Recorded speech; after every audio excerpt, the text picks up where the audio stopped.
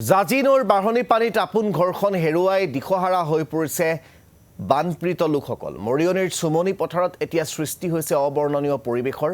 নিজৰ ঘৰ বাৰী বানৰ কবলত পৰাত দিগবিদিক হেৰুৱাইছে বানাক্ৰান্তই। পানীৰ তলত শ শ বিঘা কৃষিভূমি ডুব যোৱাত এতিয়া বানাক্ৰান্তৰ মাজত হাহাকাৰ পৰিৱেশৰ সৃষ্টি হৈছে।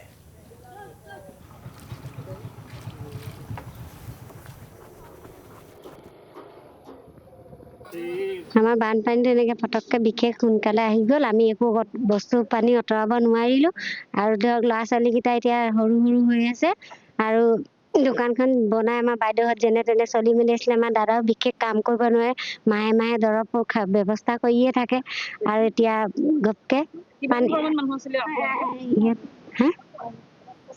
ঘৰৰ পৰিয়াল মানে 4টা আছে। ইয়াত 26 ঘৰ আছিলে। একেই গতি অৱস্থা হৈছে। কাৰো ঘৰ দুৱাৰ নাই, একদম টিং সেই চব উটুৱাই লৈ গুচি গ'ল। গৰু ছাগলীও মৰিলে, যিটো পুহিছিলোঁ, হাঁহ কুকুৰাও লৈ গুচি গ'ল। সেইবোৰ সুবিধা আমাক যাতেকৈ আৰু চৰকাৰৰ ফালৰ পৰা আমি সুবিধাটো বিচাৰিছোঁ আৰু ঘৰ দুৱাৰো অকণমান ঠিক ঠাক কৰি দিয়াহেঁতেন ভাল হ'লহেঁতেন।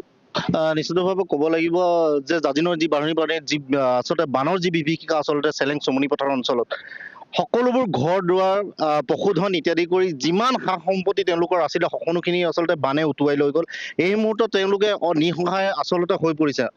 ক'ব লাগিব যে এই বানটো আচলতে কোনো ধৰণৰ মানে কল্পনাৰ বাহিৰত আচলতে এনেকুৱা এটা বানৰ সৃষ্টি হ'ল, যাৰ ফলত মানুহবিলাকৰ লোকসকলৰ যিবিলাক সা সম্পত্তি আছিলে ঘৰ দুৱাৰ সকলোখিনি বোৱাই লৈ গ'ল আৰু এই মুহূৰ্তত মানুহখিনি বহুতে অসুবিধাত আছে আৰু এই অসুবিধাৰ ফলত তেওঁলোকে যি চৰকাৰে টেম্পৰেৰী শিবিৰ পাতি দিছে আচলতে সেইটো যথেষ্ট নহয় বুলি ভাবিছোঁ।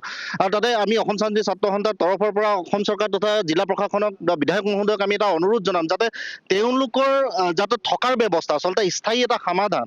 আচলতে এনেকুৱা টেম্পৰেৰী কিমান দিন থাকিব? আচলতে তেওঁলোকৰ ঘৰ দুৱাৰ এই মুহূৰ্তত নাইকিয়া হৈ গ'ল আৰু কিমান দিনলৈকে এটা ঘৰ সাজিবলৈ মানুহক আচলতে কিমান সময় লাগে আৰু সিমান সময়লৈকে তেওঁলোকে এটা শিবিৰত কেনেকৈ থাকিব? আচলতে তাৰ কাৰণে আমি জিলা প্ৰশাসন তথা অসম চৰকাৰক এটাই বিনম্ৰ অনুৰোধ জনাম যাতে তেখেতলোকৰ এটা স্থায়ী সমাধান কৰি দিয়ে, থকাৰ কাৰণে এটা ব্যৱস্থা কৰি দিয়ে, এককালীন এটা সাহায্য অন্ততঃ তেওঁলোকে চৰকাৰে